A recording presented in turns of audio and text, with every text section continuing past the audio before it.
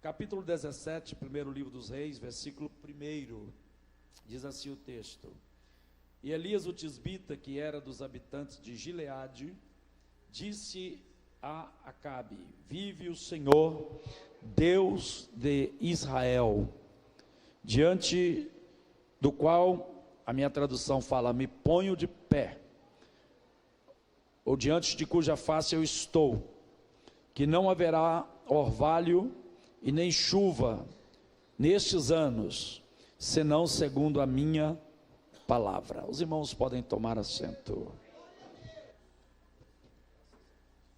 Meus amados, antes da ministração da palavra de Deus, eu quero também dizer aos irmãos que quando se fala da obra missionária, né, onde ali o pastor Zé Elcio está, nós tivemos o privilégio de participar de uma das ilhas.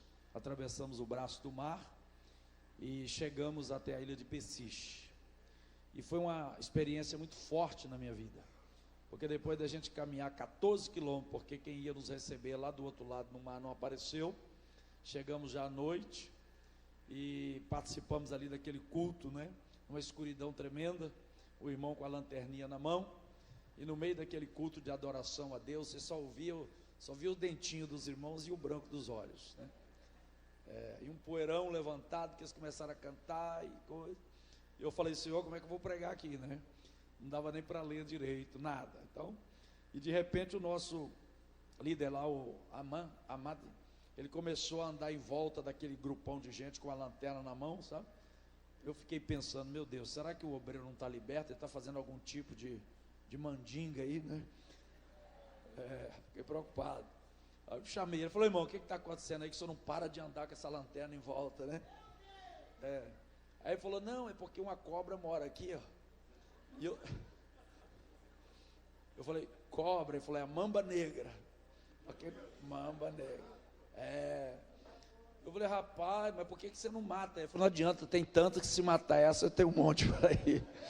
E o detalhe foi que nós dormimos, né? Passamos a noite bem do lado da tal da bananeira, que era a morada da cobra, rapaz. E tinha um buraco assim na porta lá, irmãos, eu confesso que não deu para dormir direito, não. Ficava olhando aquele buraco, imaginando aquela bicha entrando ali, rapaz, não é? Mas isso foi um pouquinho. No dia seguinte foi a obra de Deus, né? Nós fomos visitar a igreja, não tinha culto naquela manhã, não é? Mas chegamos lá, foi muito impactante o que a gente viveu, né? Porque ao entrarmos naquela igreja, aquela congregação, assim que entramos, e antes dele apresentar, pastor Janda, assim, falar dos trabalhos, entrou um rapaz chorando, irmãos. Ele veio chorando, mas chorava de soluçar, e ele trazia um chifre assim na mão, amarrado com palha e uma fita vermelha.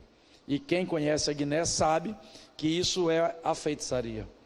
E ele chorava, e o missionário, eu disse: o que está acontecendo? Ele conversou com ele um pouquinho e disse bem assim para mim, né? Só quem está lá no campo e vivencia esse impacto. Ele falou assim: ele está chorando, pastor, porque ele vai morrer. Simples como quem diz, vai viajar. Eu digo: morrer? Falou: ele bebeu, visitou lá o centro de feitiçaria do tio dele, jogou o ídolo no chão, que não podia julgar, então ele foi amaldiçoado, e ele já está com febre, e ele foi no cemitério. Olha que coisa pesada, irmão, é coisa séria. Foi lá no cemitério, pegou carne humana, colocou aqui dentro, e ele está tentando se proteger da morte. Mas ele achou essa igreja aqui e veio para cá. A gente que está visitando a África e se depara com esses, né, desafios, eu disse: meu irmão, pelo amor de Deus, fala de Jesus para ele. Ele falou: calma, pastor, fique orando aí com a equipe, que eu vou estar fique intercedendo, que eu vou estar pregando. Aí ele começou, irmão, a falar com aquele homem, o homem balançava a cabeça e gritava e chorava. Daí uns 10 minutos, ele parou de falar e olhou para a gente e falou: ele está crendo que Jesus é maior do que o poder desse feitiço. Aí continuamos orando, mais uns 10 minutos para a glória do Senhor, né? Aí isso não tem nada neste mundo que pague, né?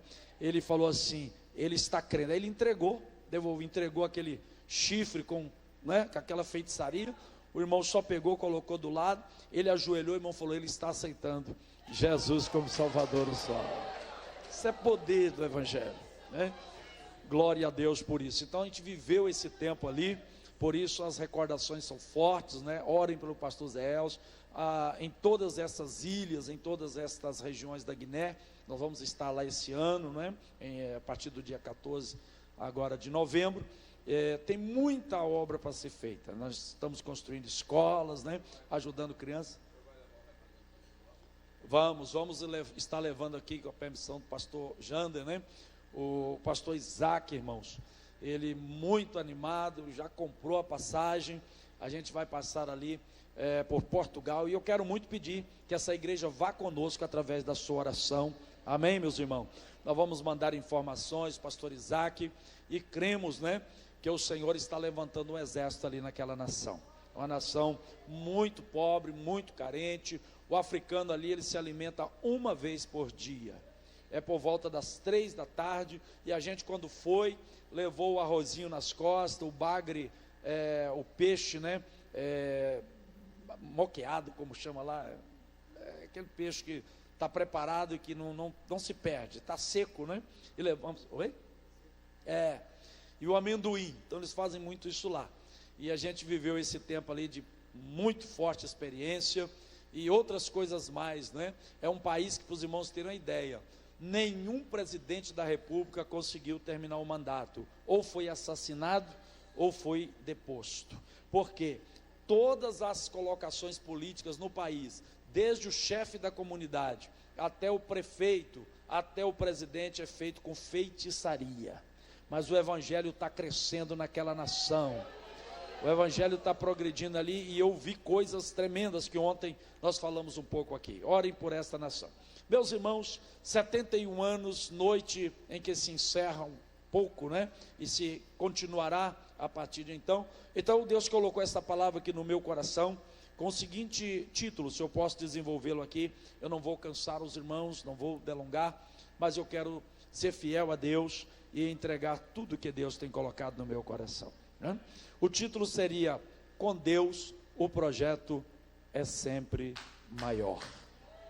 Você pode repetir comigo assim: com Deus o projeto é sempre maior.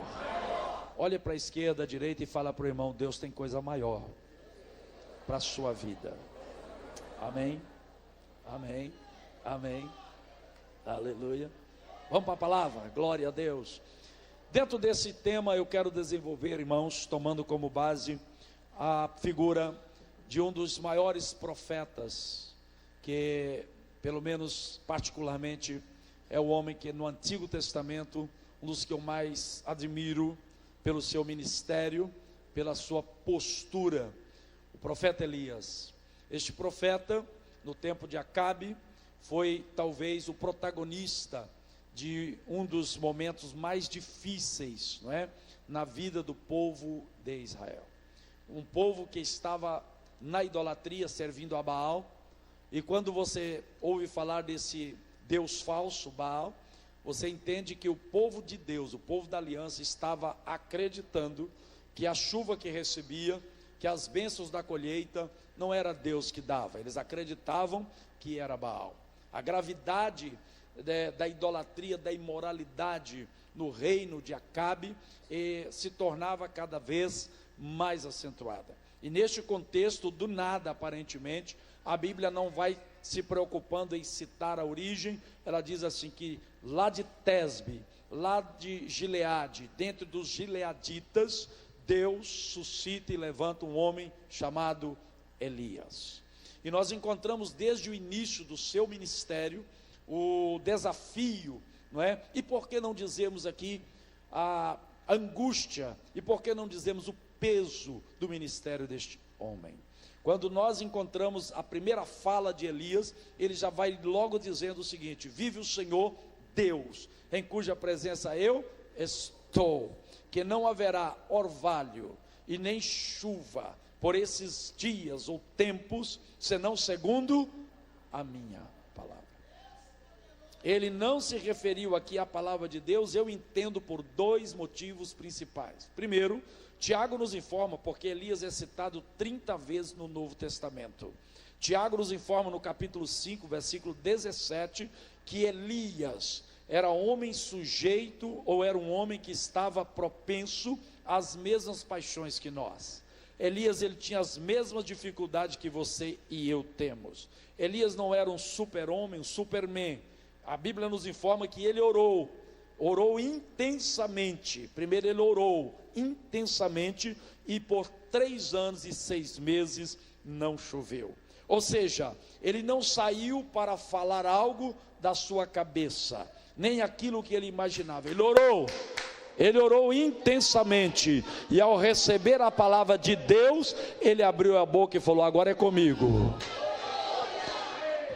Já começamos aqui, meus irmãos, a descortinar, não é? Em segundo lugar, como Israel estava longe de Deus e acreditava que era Baal e não o Senhor quem abençoava, quem trazia chuva, quem trazia as bênçãos, então ele se levanta e vai apregoar contra o pecado. E eu quero dizer aos irmãos que quando nós estamos pregando a palavra de Deus contra a imoralidade, contra o crime, contra o pecado, contra a maldade, contra tudo que a palavra de Deus condena, a gente não precisa ficar dizendo que foi Deus que me mandou pregar contra a imoralidade, ou contra a idolatria, ou contra a feitiçaria, ou contra todas as formas de mal, porque se já está na palavra, é Deus que me mandou pregar, aleluia. Então, meu irmão, nesta oportunidade, eu quero descortinar aqui esse tema, colocando este profeta, dirigindo-se a um rei ímpio,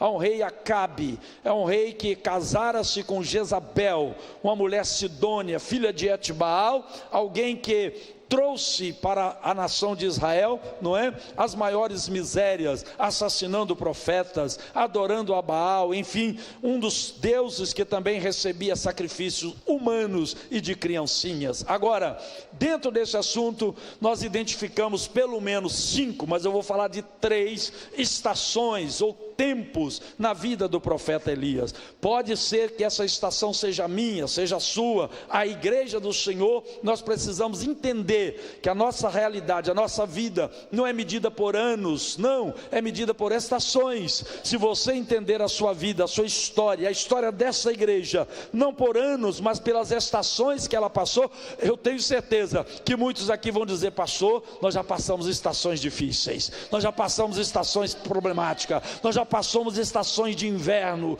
estações de seca, mas quem sabe esta seja uma estação em que a igreja está na primavera. Oh, glória a Deus, está aí colhendo os frutos, não é? Porque alguém passou por uma estação complicada e difícil. Talvez você esteja vivendo na sua vida, olha, essa mensagem pode transformar a sua vida aqui nesta noite. Eu tenho certeza que Deus tem nos dado esta mensagem. Talvez na sua vida pessoal, isso vai alcançar você em algumas das etapas da sua história. Mas eu quero perguntar nesta noite: quem deseja de verdade, que não sei se a sua estação é o inverno, é o verão, é a primavera, é o outono, não sei, mas de verdade, quem acredita que na estação própria você vai dar muito fruto para a glória do nome do Senhor Jesus? Quando ele se dirige a Acabe, o céu é fechado. Ele pega a chave, aleluia, e guarda a chave do céu, e nem orvalho, nem chuva caía sobre a terra. E o Senhor disse para ele no versículo 7, agora, versículo 6, versículo 7, você se retira daqui de Samaria e vai para o Querite, vai para o ribeiro de Querite, e por 2 vezes Deus diz para ele que este ribeiro está de frente do rio Jordão, e Deus diz para ele: você não bebe do Jordão, você vai beber água do Querite. E o Senhor disse: vou ordenar aos corvos, eles vão trazer para ti pão e carne. O Querite significa, a palavra Querite, ela significa cortar na medida exata.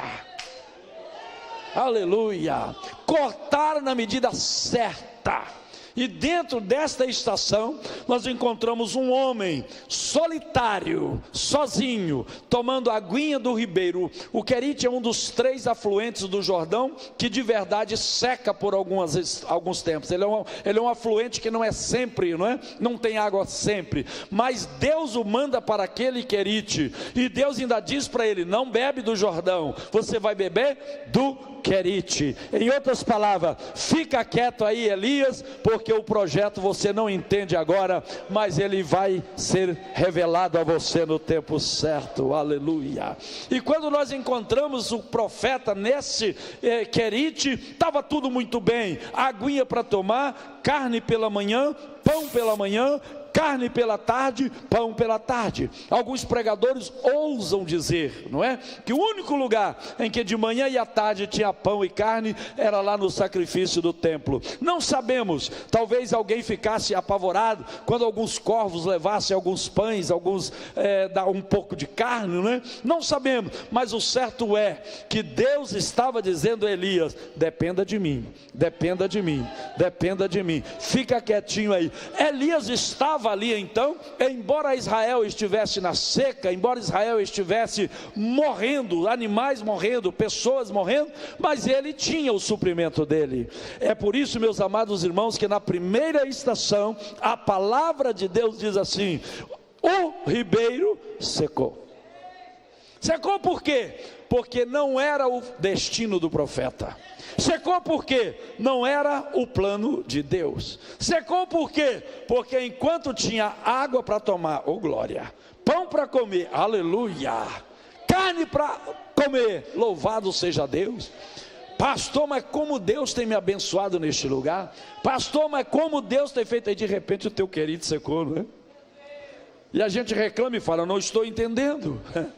Eu estou na obediência, eu estou debaixo da visão de Deus, o lugar que Deus mandou.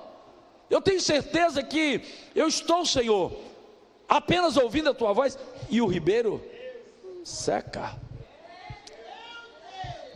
Esse é o problema de muitos de nós. A gente recebe as bênçãos, a gente desfruta as bênçãos e de repente parece que elas vão embora. E a gente começa a dizer: Deus, eu não estou entendendo, eu não estou compreendendo. Ei, irmão, preste atenção, não é o teu destino, é apenas uma estação na sua vida, é apenas um momento na sua história.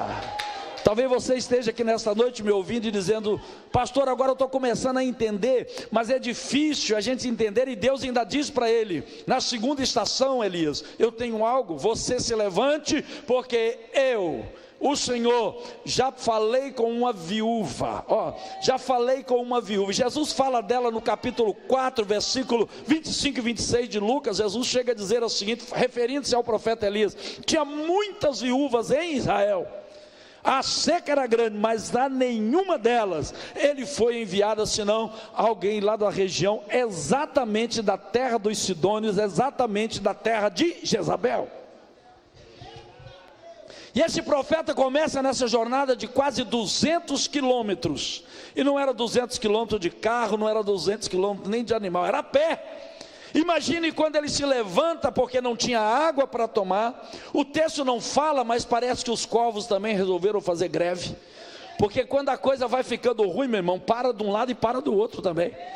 E você começa a dizer: Deus, e agora? Quantas vezes eu já vivi isso na minha vida? Tinha tempo que a gente tinha que mandar o dinheiro para os missionários. Eu falava com o tesoureiro, dizia assim: como é que está o saldo aí? Tinha que mandar 140 mil, faltava 2 dias. O tesoureiro falava assim: tem uns 20 mil aqui para mandar. Aí eu disse: Deus, eu não estou entendendo, a gente está fazendo a missão, a gente está mandando um recurso, o Senhor me deixa nessa situação. Mas eu quero te falar uma coisa: tem 25 anos que nós estamos nessa batalha, e até hoje nunca faltou, bendito seja o nome do Senhor. Aleluia, oh glória a Deus. Um minuto para você adorar o Senhor, para você entender que ainda que a tua estação esteja assim meio que paralisada, parece que um milagre ali do Querite parece que está querendo ir embora, mas não foi não, aleluia, não foi não, meu irmão. É porque Deus tem algo maior na tua história. Você vai caminhar, Elias, você vai se deslocar, porque agora eu preparei uma viúva. Aí alguém, quando Deus faz aquela promessa, sabe o nosso problema? A gente está no culto, Deus usa alguém, fala com a gente: eu vou te levantar, eu vou te usar, eu vou fazer no teu ministério. Mas quando termina o culto, a sua realidade é a mesma lá fora. Tem gente que Deus usa e diz: eu vou abençoar a tua história, a tua vida. Mas quando ele chega em casa, o pai está bêbado, a situação é terrível. E ele diz: Deus, o Senhor está falando comigo, mas o que está acontecendo na minha realidade? A realidade pode estar te mostrando uma coisa, meu irmão, mas se é Deus que falou, se é Deus que falou, se é Deus que falou, oh, aleluia, ainda que você não esteja vendo nem sentindo nada, Elias, enquanto você vai caminhando até Sarepta. Sarepta significa lugar quente, Sarepta significa lugar de fornalha, de fundir o metal. Quando você chegar lá, você vai entender mais uma parte do programa. Ô irmão, deixa eu falar uma coisa para vocês aqui nessa noite. Andar com Deus não é fácil não, viu? Ei, aleluia. Te prepara, porque se Deus quer te tirar do Querite e te mandar lá para Sarepta, durante a caminhada, pastor, ele olhava para a esquerda, gente morto, animal morto, tudo seco, e parece-me ver o Espírito de Deus falar com o profeta: está vendo? Lá você tinha aguinha boa, lá estava tudo legal, lá você era, sabe o que muita gente está procurando nas igrejas hoje? É ser feliz. Aí quando você chega para pregar, dizer: ei, pega a tua cruz e leva, crente. Vai cantando, vai chorando, vai gemendo. Oh, aleluia. O hedonismo está ocupando espaço em muitas igrejas. As pessoas estão indo atrás de um pouquinho de alegria para ver se sente alguma coisa. Não, Deus não nos trouxe aqui para isso. Deus trouxe aqui porque o projeto dele é grande na vida de cada um de nós. Eu preciso dizer que esse grande profeta de Deus, solitário, chega naquela cidade. Você conhece a história. Na segunda estação da sua vida, Elias chega, talvez, pensava ele, pode ter morrido o homem mais rico da cidade, e agora Deus vai levantar aquela viúva cheia da grana. Meu ministério agora, oi? Vai sustentar minha vida, meu ministério. Não é? Porque se Deus falou comigo, falou com ela, coisa boa vem por aí. Você se lembra o que estava acontecendo enquanto isso com os falsos profetas lá no palácio de Acabe? Comida boa todo dia. Aleluia. Tem muita gente equivocada, né? Deixa eu te falar uma coisa. Não fica pensando que porque alguém é grandão, está lá, tal, que Deus está. Não. Às vezes a pessoa na obediência, na cruz, no sacrifício, na batalha, na solidão, até sem entender direito a estação da vida. Enquanto os muitos bajulavam Acabe, batia nas costas dele e dizia: Deus é contigo, Acabe. Deus é contigo, Jezabel. Mas Deus poderá levantar os Elias neste tempo.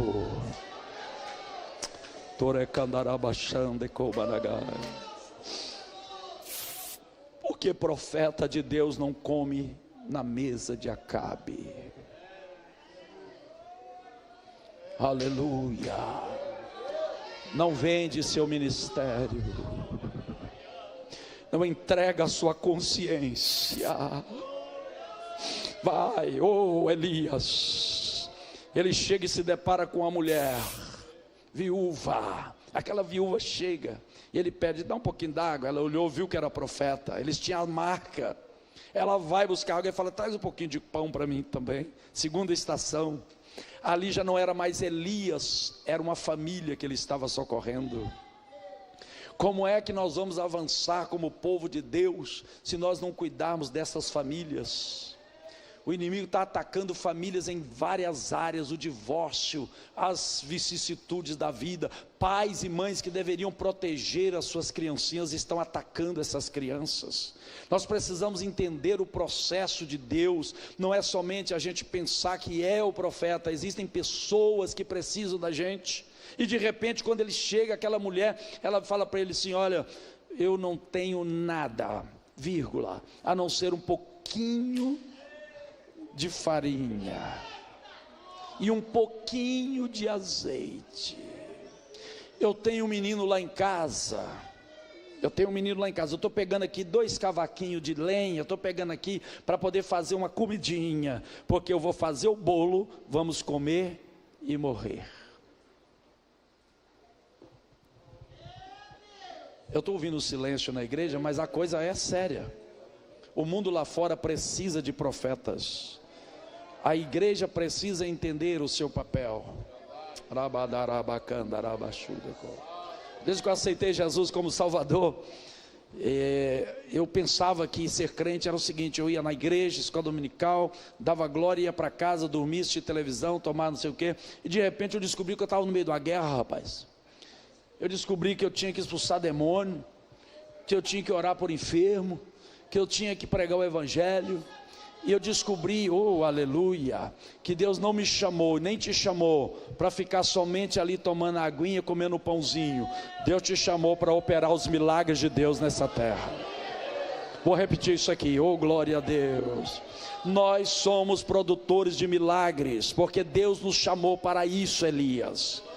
Não tem uma viúva rica, tem uma viúva pobre, mais do que pobre, ela não tem nem comida, e se fosse no nosso tempo, leva uma cesta básica para ela, mas o Elias também não tem a cesta básica, mas há um Deus, que Ele provê todas as coisas. Antes de continuar aqui, você sabe perfeitamente, não é? Que nesse momento essa mulher, ela descortina para o profeta a sua realidade, a sua verdade. E como igreja nós não podemos tapar os olhos, nem cobrir os ouvidos ao clamor do mundo. Nós precisamos entender que esta geração na qual nós estamos vivendo, a igreja do Senhor, assim como Elias foi no tempo de Israel, ela é a voz de Deus na terra. Eu vou repetir isso aqui: Deus vai falar quando você abrir a sua boca ungida e profetizar sobre esta terra. Deus vai levantar o seu povo para isso nesse tempo. Eu estou pregando aqui, eu sei que o Espírito de Deus está tocando dentro do seu coração, porque Deus olha para essas viúvas, Deus olha para esses meninos que estão morrendo, e de repente o milagre chega. Ele diz: olha, você vai, aleluia, eu gosto disso, isso aqui eu amo. Você vai e faz para mim um bolo pequeno. Deus nunca pediu o que você não tem. Aleluia, aleluia.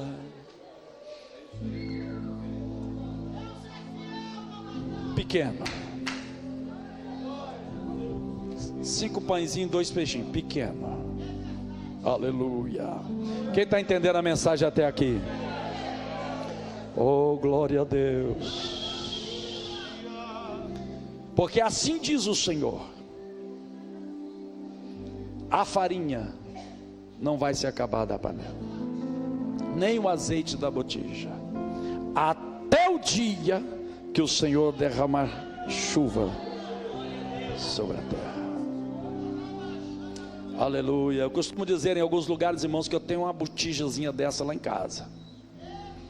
No ano de 1992, pastor Jander, quando o Collor de Mello resolveu vender os apartamentos lá em Brasília, eu morava lá, na quadra 108, no apartamento 108, quadra 105, bloco I. E aí nenhum militar podia comprar os apartamentos, era só os civis. E eu, tranquilo, os outros compraram. Cheguei de um culto ao ar livre com as caixas de som. Um amigo meu falou assim: irmão, o senhor não comprou o apartamento? Eu disse: não, eu sou militar. Militar não pode, o decreto é bem claro. Ele falou assim: mas assim diz o Senhor. Desse jeito. Quem crê em palavra profética? Aquele onde tu mora é teu. Eu disse amém para agradar o profeta, porque era literalmente impossível. Amém, meu irmão Salomão, amém. Deixei a caixa. Quando eu cheguei na minha casa, tinha um aviso lá: desce porque tem uma reunião. Desci, tinha lá os capitães, coronéis, e falou assim: olha, descobriu-se que em toda a Brasília, todos os imóveis que são de militar não pode ser vendido ou comprado, exceto este aqui, porque este aqui não é da Força Aérea Brasileira, é do governo federal. Resumindo a botijazinha, naquela semana anterior, eu estava orando e com a vida financeira bem apertada. Era o tempo do Sarney, quem se lembra aí, né? Que ele passou por colo e o negócio, a inflação era 80% ao mês. Apertado, o telefone toca, era meu tio missionário. E eu me levantei e ele falou: paz do Senhor, pastor Carlos. Eu falei: antes que o senhor fale, eu tenho R$600, que durante 2 anos eu vou mandar para o missionário que o senhor está precisando. Ele começou a chorar do outro lado, pastor Onofre. Ele falou: quem é que te falou que eu estou com um missionário? Eu falei: se o Senhor me falou, eu estava orando. E quando eu terminei de falar e a gente orou, eu desliguei o telefone e pensei: como é que eu vou pagar isso agora? Falei para minha mulher, ela falou: tu é doido, pai. R$600 naquela época era dinheiro. E aquele apartamento que Deus me deu, ele vale hoje, seria uns 5 milhões de reais. Eu comprei ele por R$100 mil, para dar R$10 mil de entrada e pagar não sei quantas parcelas de R$1.000. E aquilo virou depois 10 casas. Todos os meus filhos foram estudados nas melhores escolas com o aluguel daquilo lá. Todos os meus filhos passaram. Por que eu estou te contando isso? Porque quando Deus resolve fazer milagre, aleluia. Quando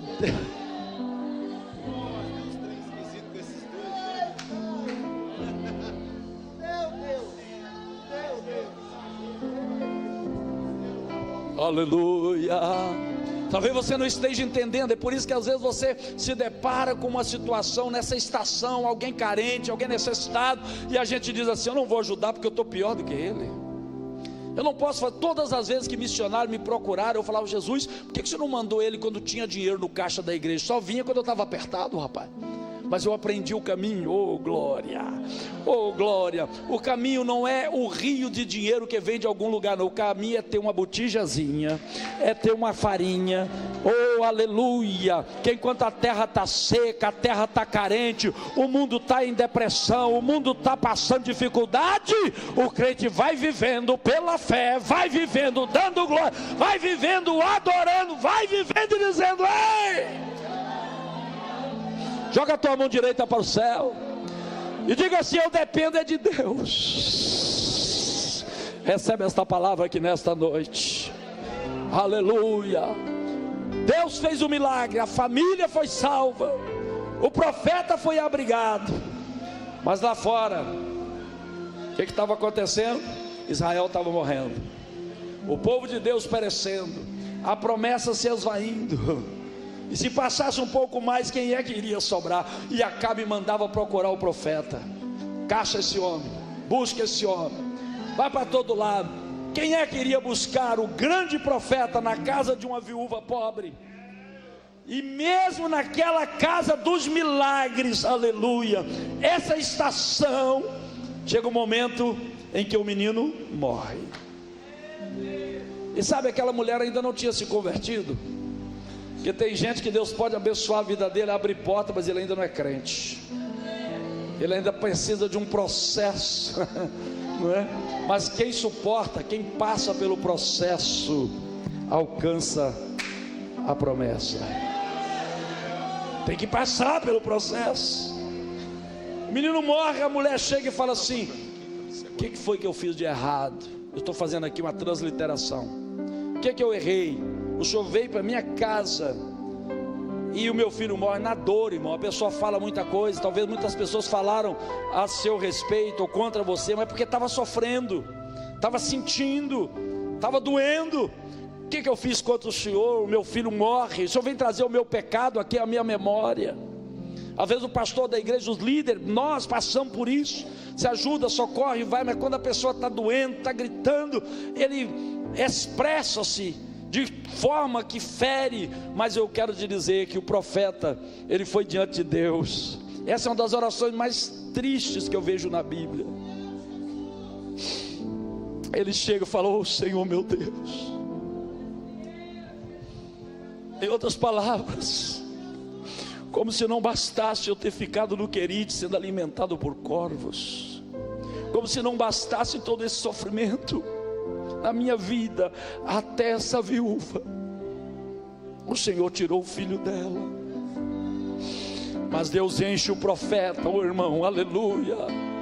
Deus quer te encher do Espírito Santo aqui nesta noite, para ressuscitar a vida de alguém, para levantar a vida de alguém. Eu contei sobre o Fernando, mas eu me lembro que esses milagres de provisão, esses milagres de que Deus cuida, eles não foram só para aquele tempo não. Lembra de Tiago 5,17, que Elias era homem como eu e você, sujeito à dificuldade, à fraqueza, mas ele orou e o céu fechou, e ele orou e o céu abriu. Oh, aleluia! Há 30 dias eu estava com meu filho dentro de um barco, fomos visitar a irmã Kellen Gaspar, e quando nós chegamos lá em Maracanã, ela disse: vão visitar a missionária que está lá a 3 horas de distância. Nós fomos acompanhados por um obreiro.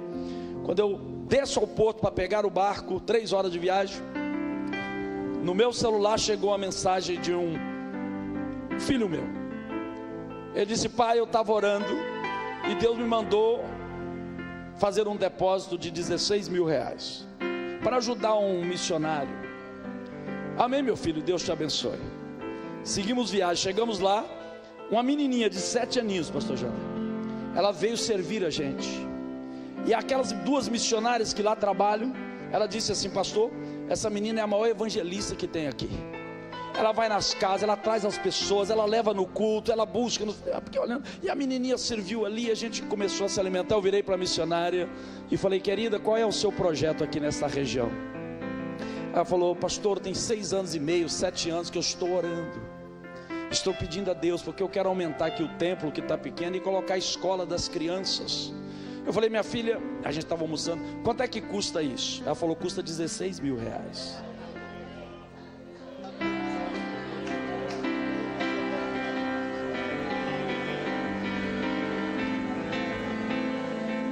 Aleluia, glória a Deus.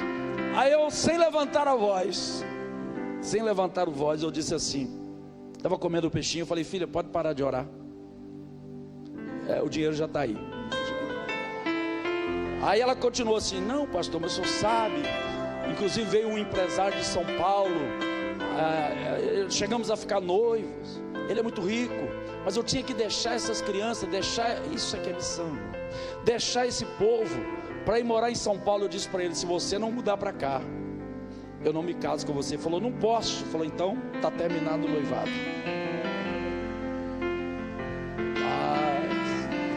As moças lindas, eu disse: Jesus, que coisa. Aí de repente, quando eu falei pela segunda vez, eu falei: filha, pode parar de orar que o dinheiro já está aí. Ela, meu Eunice, ela olhou para mim assim, ó. Você já viu gente chorar de olho aberto? Ela não fechou os olhos, nem soluçou não, as lágrimas desceram assim, ó.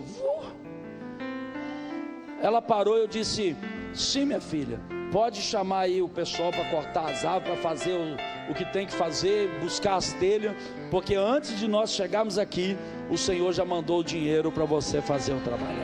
Eu queria ouvir um glória a Deus aí dentro da sua boca nesta noite.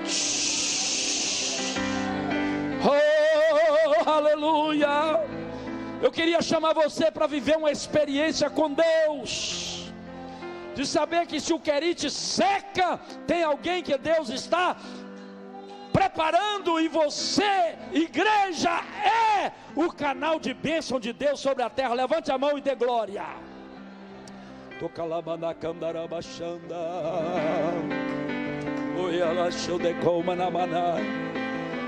Tempos depois, Deus disse para ele: agora levanta.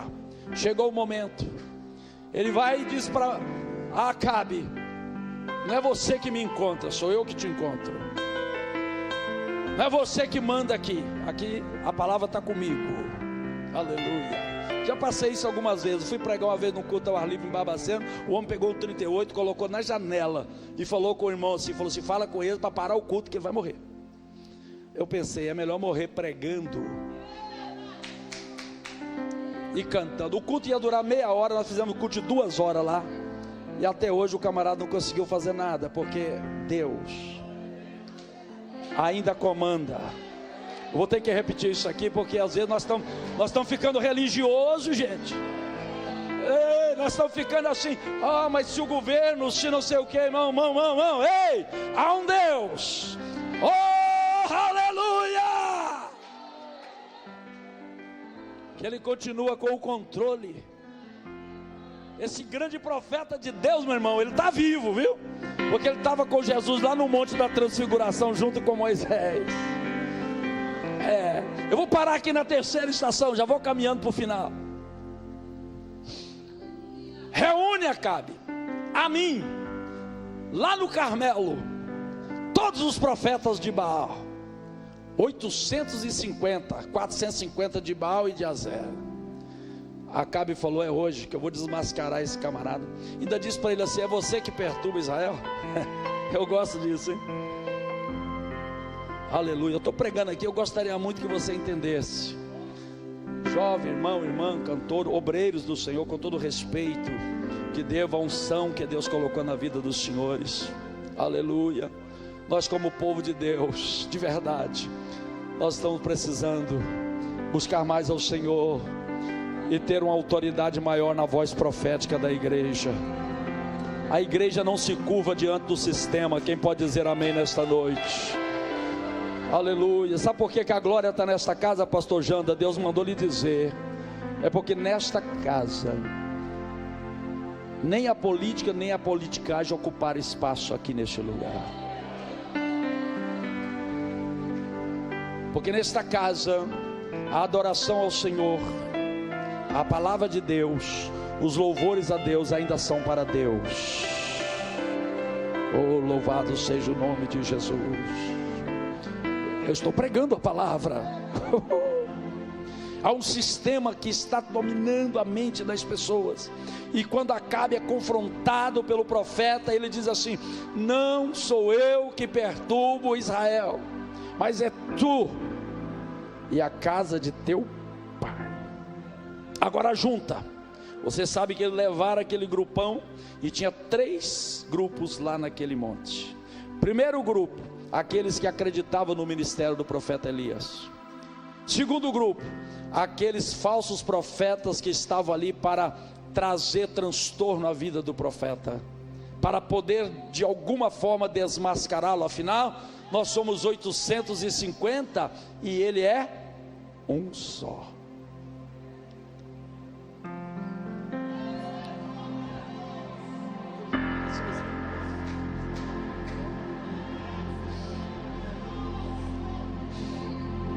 Mas com Deus nós sempre seremos maioria. Deus não precisa da fama, nem do teu nome, nem do teu sobrenome. Deus não precisa do ouro e da prata. Deus precisa só de um profeta. Deus precisa de uma voz. Oh, aleluia, que tem coragem, oh glória, de dizer: vamos aqui. O Carmelo significa terra preparada, jardim preparado, ou seja, está na hora de descer a chuva, e vai ser aqui, lá na cidade onde hoje é Haifa, perto do Mediterrâneo, está lá, vai ser aqui. E vocês façam o seguinte: terceiro grupo, Israel, olhando para a direita e para a esquerda, para ver de que lado, qual a escolha que eles haveriam de fazer. Nós tivemos na Índia, eu estou me lembrando aqui, um episódio duro. 400 milhões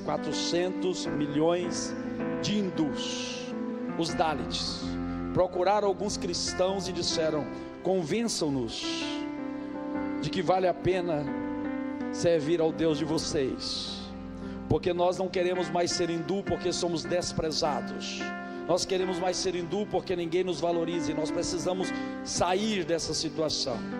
Mas infelizmente, quando eles chegaram em algumas igrejas, os líderes, o que eles viram naquelas igrejas foi hedonismo, foi diversão, brincadeiras, e eles voltaram decepcionados e disseram: vamos continuar, porque infelizmente em algumas igrejas que se entra, não há reverência, nem adoração, nem glorificação ao Senhor.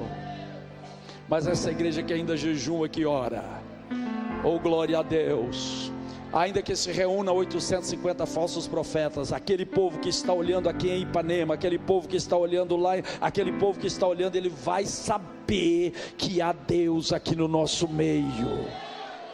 Há pouco tempo fui chamado lá em Ribeirão, na casa de uma senhora. Chegamos lá, pastor Jander, 2 anos paralítica com pólipos, não mexia as pernas, totalmente paralisada. O marido lá, chamamos os irmãos, oramos por aquela senhora. Fui para a igreja, daí uma semana estava no culto de terça-feira. A porta da igreja fica assim, uma porta lateral e uma em frente. Pela porta lateral entrou uma senhora. Eu olhei, pensei ter reconhecido. Aí de repente, quando eu continuei pregando, um diácono chegou e falou: pastor, aquela irmã quer falar. Eu digo: eu conheço a senhora. Ela falou: sim, pastor, eu estava paralítica. Vocês foram lá e oraram, eu estou curada para a glória do nome de Jesus. Por que eu preciso fazer você entender que os milagres não cessaram? O poder de Deus está aqui nesta noite. Eu vou repetir: o nome de Jesus será poderoso na tua vida aqui nesta noite. No nome de Jesus você vai ver os falsos profetas declinarem. E quando ele desafia e fala assim: o Deus que responder com fogo, este é Deus. Este é Deus. Aleluia. Resumindo aqui, para nós terminarmos, quando eles começam a clamar, a gritar, colocou o boi sobre aquele sacrifício, Elias estava até dando as risadas, porque, oh glória a Deus. Deixa eu te falar uma coisa, irmão, não fica nervoso não, fica estressado por causa desse probleminha aí não, meu filho. O diabo gosta que as pessoas prestem muita atenção nele ou que ignorem ele. É melhor você dizer assim: quem sabe ele está viajando, quem sabe ele foi dar uma passeada ou tirou férias. Você acha que Elias não tinha bom humor? Tinha, ele é igual o pastor Janda, tem um bom humor tremendo. Quem sabe clamou, gritou, pulou, se rasgou. Quem sabe ele foi tirar uma soneca. Aleluia. Um profeta, e 850 é muita gente, viu? É um bando de gente, oh glória. E o Acabe lá para ver o que ia acontecer. Israel lá, mas sabe o que aconteceu? Ele falou: agora chegou a hora do sacrifício. Irmão, tem o sacrifício da manhã e o sacrifício da tarde. Às vezes a gente oferece o da manhã, gasta a vida fazendo a obra, lutando, evangelizando, e quando vai chegando a certa época, irmão, já está bom, eu já estou parando. Pare com isso, irmão. É por isso que Jesus morreu às 15 horas, na hora do sacrifício da tarde. Para você que está aqui nessa noite, o Senhor manda lhe dizer: o teu ministério não terminou, ele está começando agora uma nova etapa. Está principiando agora no novo patamar. Oh, aleluia. E se você está pensando que já parou por aqui, que está bom do jeito que está, vamos lá, coloca o boi, ora, e o fogo desce, queima a carne, queima a lenha, queima a água, e o povo agora se prostra e começa a glorificar a Deus. Só o Senhor é Deus, só o Senhor é Deus.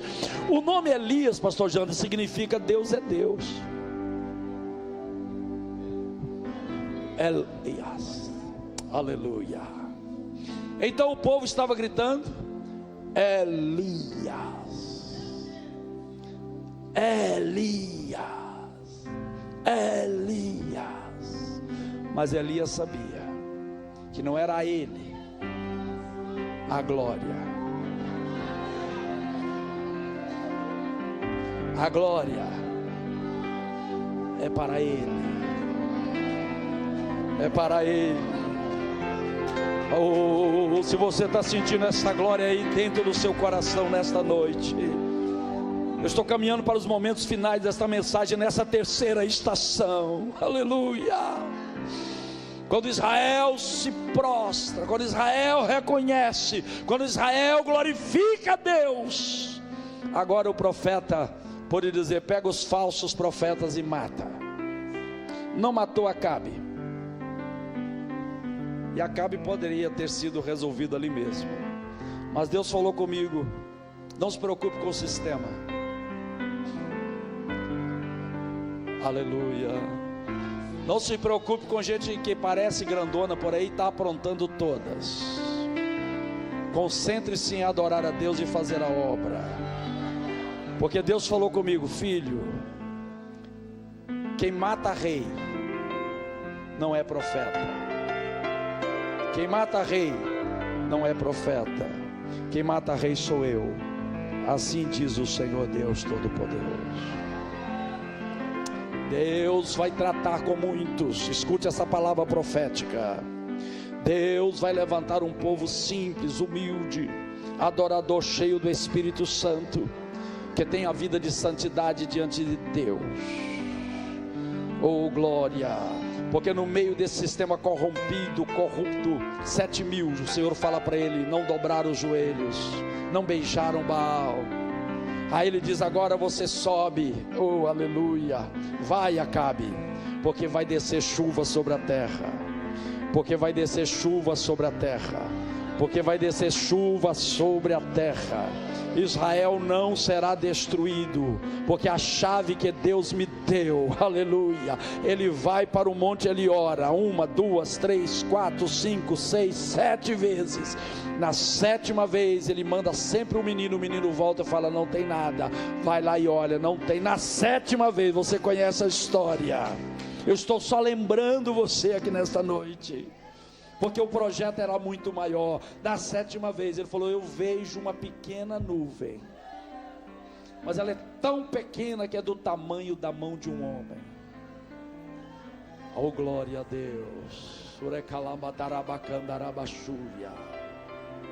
Aleluia, aleluia. Elias se levanta daquela oração. Ele levanta daquela oração e diz: pode aparelhar o teu carro, porque eu já estou ouvindo ruído de grande chuva. Os céus enegreceram, diz a Bíblia, as nuvens se formaram e a chuva desceu sobre a terra. Eu não vou caminhar mais daqui para frente, eu paro aqui dizendo a você: o projeto não é você no Querite, e nem tampouco em Sarepta. O projeto é que todo Israel de Deus possa ser salvo. O projeto não é apenas Ipanema, o projeto não é apenas a nação brasileira. O projeto é que as nações da terra, elas precisam conhecer esse Deus. Fica de pé se você acredita nisso. Pastor, mas o recurso é pequeno, pode ser do tamanho de um punho. Pastor, mas a fé tem chegado ao nosso coração aqui nesta noite. Toca para mim aí. Se você quiser cantar também, pode cantar. Esse corinho é maravilhoso. Quem conhece, vamos cantar, vamos adorar, vamos louvar. Eu vejo uma pequena nuvem no tamanho da mão de um homem, pois este é o sinal que a tua chuva vai descer. Eu vejo uma pequena nuvem do tamanho da mão de um homem, pois este é o sinal que a tua chuva vai descer. Está muito bom aí, mas Deus vai te tirar. Não é Sarepta, tem milagre aí, mas Deus vai te tirar. Abre as comportas do porque céu, há um mundo que precisa de uma igreja cheia do Espírito Santo. Há um mundo que precisa de um crente batizado com fogo. Há um mundo que precisa de adoradores que não se prostram diante do sistema, que não se prostram diante da mentira. Aleluia. Uma pequena nuvem, mas que acredita que haverá um avivamento. Haverá um avivamento. O avivamento vai varrer a terra, mas não vai alcançar os profetas de Baal que estão lá nos palácios de Acabe. O avivamento não vai alcançar aqueles que batem no peito de arrogância dizendo que podem, que são, mas haverá chuva de Deus, avivamento poderoso do Espírito Santo sobre o remanescente de Deus, que nesse tempo profético do céu, não se cala, não se prostra, não desiste, porque Deus está no controle, igreja. Vai glorificando, vai adorando, vai sentir essa presença doce de Jesus, porque nesta noite Deus tem me usado para dizer a você: chuva. Está pensando que parou aí?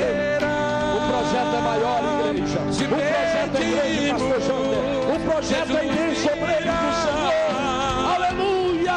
Deus nos convida nesta noite para sermos como Elias da terra, profetas de Deus e da sua palavra.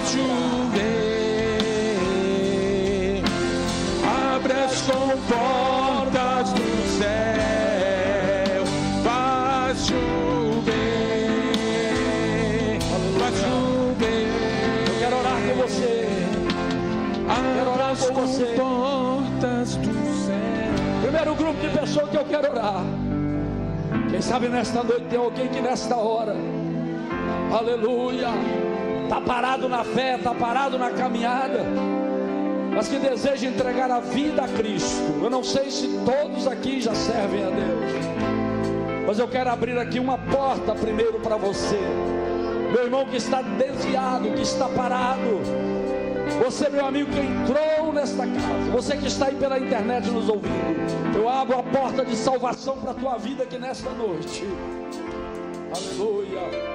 E eu quero saber se tem uma pessoa nesta noite que quer entregar a vida a Jesus, aceitando Jesus, tomando a sua decisão para ser salvo aqui nesta noite. Venha por esse corredor, venha por esse corredor. Saia do seu lugar. Não seja apenas alguém que frequenta de vez em quando, que está passando de vez em quando, mas seja alguém que nesta noite se decide, aleluia, por servir a Cristo de verdade, por servir a Cristo como Ele merece ser servido. Oh, glória a Deus. Tem alguém, enquanto você toma a sua decisão, a maior decisão da sua vida, porque de repente todos aqui já servem a Deus, que bom, aleluia. Mas se alguém, e o Espírito Santo tem falado dentro do seu coração, é hoje, é agora, o momento em que você vai sair dessa tristeza, dessa vida vazia, dessa decepção, e ter um encontro verdadeiro com Deus, porque na sua santa palavra, aleluia, Ele prova o seu amor para conosco, trazendo para mim não só a salvação, o perdão dos meus pecados, mas me enchendo do seu Espírito Santo. Estou dando um tempo para que você, meu irmão, minha irmã, saia do seu lugar e venha dizendo: Jesus, eu quero ser salva hoje. Está vindo ali uma pessoa. Quero que você caminhe tranquilamente. Quero que você saia tranquilamente, não constrangido, mas tocado pelo amor de Deus, como a nossa irmã que está sendo tocada. Onde está a segunda pessoa que nesta noite vai dar um passo de coragem, de fé, dizendo: Deus, eu quero isso para a minha vida. Aleluia. Onde está a segunda pessoa que o Espírito de Deus tem tocado em você, que tem movido dentro do seu coração? Porque quando Jesus morre naquela cruz, quando Ele derrama sangue naquela cruz, Ele estava dizendo: eu te comprei, eu paguei o preço. Mas não ficou só nisso, aleluia. Ele disse para mim, Carlos José, Ele disse para você, Maria, Ele disse para você, Alexandre: eu ainda vou derramar do meu Espírito sobre a sua vida, porque eu tenho um propósito grande contigo na terra. É um plano, oh aleluia, é um plano. E o plano é vidas como esta, irmão. Onde está mais uma pessoa? Quem sabe tem alguém aí que está bem do seu lado, meu irmão. Aleluia, aleluia. Está bem aí perto, lá perto daquela porta, onde tem uma pessoa que o Espírito de Deus está alcançando. Aqui tem um irmão, onde está a segunda pessoa que nessa noite quer dizer a Deus: Deus, eu não vou perecer com este mundo, mas eu vou ser profeta do Senhor. Aleluia. Eu vou ser daquele grupo que está no meio dos adoradores. É por isso que eu vim aqui nesta noite. Deus nos reuniu aqui, meus irmãos, oh glória a Deus, para falar de uma forma, quem sabe, um pouquinho mais forte, que mexe com a gente no nosso conforto do querite, que mexe com a gente na nossa rotina e tira a gente da rotina. Oh aleluia, eu amo Deus por isso, porque Ele tira a gente daquela rotina para uma caminhada de milagres. Senhor, os obreiros, está na hora dos obreiros, Quando nós pegamos o microfone e a tribuna sagrada, não é para nos apresentarmos diante de pessoas, é para promovermos o reino de Deus na face da terra. Oh, glória a Deus. Sabe por quê, irmãos? Tem pessoas que vieram a este culto, que vieram à Santa Ceia de manhã. Gente, que glória! Porque as pessoas estão passando fome, passando sede. Tem gente entrando em igrejas e saindo mais vazio do que chegou.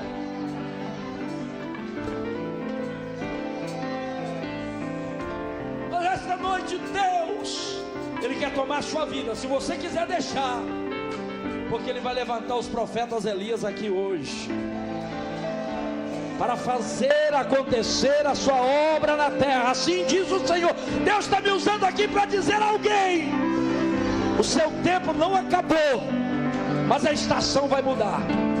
A estação mudou, a estação é nova.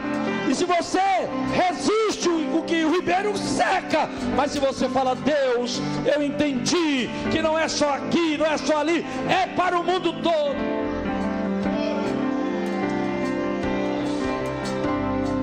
Aleluia, aleluia. Oh glória, oh glória.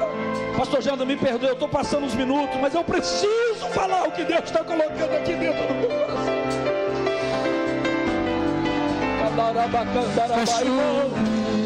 Pelo amor de Deus. Muitas igrejas da Assembleia de Deus estão ficando históricas. Elas só contam uma história do milagre que aconteceu. Esses dias eu fui orar numa igreja, manifestou uma pessoa com espírito maligno. Jesus libertou o líder da mocidade e falou: pastor, tem 10 anos, isso nunca acontece na nossa igreja. Batismo com o Espírito Santo está virando raridade no nosso meio. Deus quer sacudir a minha e a sua vida, porque Ele tem chuva. Deus não tem uma gotinha, Ele tem chuva. Joga esta mão ungida para o céu e adore o nome dEle. Continue orando enquanto eu vou orar aqui no resto da noite.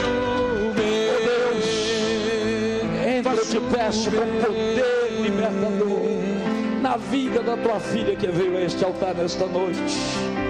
Senhor, perdoa os seus pecados. Revela para ela a tua graça, o teu amor, o teu favor. Mostra, Senhor, que não é meritório, não é humano, é divino o que está acontecendo aqui. Mostra, Senhor, através do teu Espírito Santo, quão importante ela é para ti. Senhor Deus, eu peço que nesta hora, em nome de Jesus, essa tua filha, Senhor, esteja recebendo renovação espiritual. Dá um abraço nela aí, minha irmã. Dá um abraço nela, porque Jesus quer transmitir através deste abraço o teu amor por ela. Eu queria que a igreja desse uma maior glória. Vai chover, vai chover. Abre as comportas, vai derramar poder. Vai chover. Abra a alma, abre a boca, abre o coração. Jesus, eu peço ao Senhor nesta noite que venhas derramar do teu Santo Espírito. Você está cheio do Espírito Santo? Aleluia! Tem glória de Deus aí na tua alma, crente. Eu preguei Bíblia. Nem pedi para ninguém bater em ninguém, nem chutar a canela de ninguém. Eu preguei Bíblia. Agora eu quero que você me faça só uma gentileza. Oh, glória a Deus. Pega essa mão ungida, coloca no ombro de quem está do lado. Traz uma bênção na vida dele e dela. Por favor, com todo respeito, com todo carinho. Porque é neste momento que Jesus vai curando as pessoas. Oh, glória. É neste momento que a farinha multiplica, o azeite multiplica. Oh, esta é a hora do milagre acontecer na minha, na sua vida, dentro da sua casa, dentro da sua família, no teu ministério, na tua história. Deus está dizendo: ah, meu querido, que Ele vai levantar os profetas desta geração.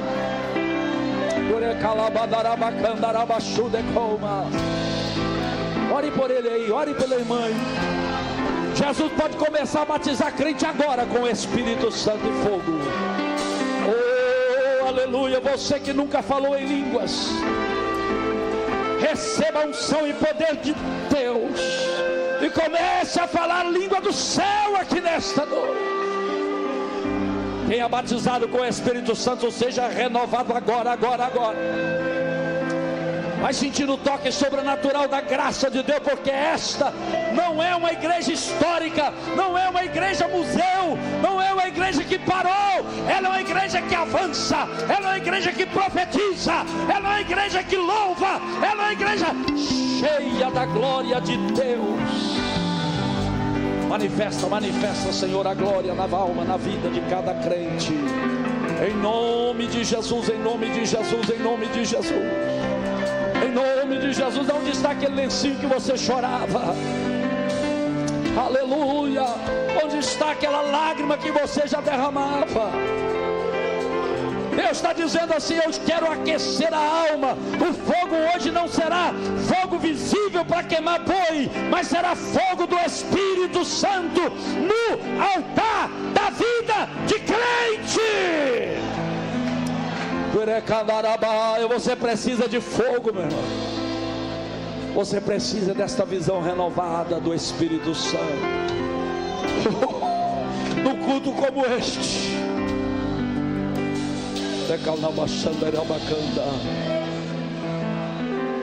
até aquele crente que não dá glória, aquele crente que quando o time dele faz um gol, ele pula, ele grita, ele faz festa, mas quando Jesus está salvando a alma e curando e batizando, ele fica calado e dizendo: a minha adoração é silenciosa. Não é silenciosa não, você está frio mesmo, irmão. Você está gelado, mas deixa o fogo descer sobre a tua alma de novo. Volte a chorar na madrugada, volte a chorar, volte para a escola dominical da igreja, volte para a comunhão. Já está orando pelo irmão aí, está orando aí. Ore, porque Deus vai fazer milagre na tua casa, na tua vida, no teu ministério. A igreja de Ipanema, eita, é isso aí, meu irmão. Ela não parou no tempo, porque ela sabe, oh glória, que o projeto é maior. Em adoração, levante a mão e diga assim: eu sei, Senhor, que o projeto não parou, ele é muito maior. Só quem crê dá a maior glória que está dentro do seu coração. Deus abençoe a igreja, Deus abençoe o pastor Jander, Deus abençoe os irmãos, Deus abençoe essa belíssima igreja. Estou levando na alma o calor de vocês, da presença de Deus e do amor dessa igreja linda. Que Deus abençoe pastor Jander, em nome de Jesus. Você acabou de ouvir a transmissão do culto direto da Primeira Igreja Evangélica Assembleia de Deus de Ipanema, Minas Gerais.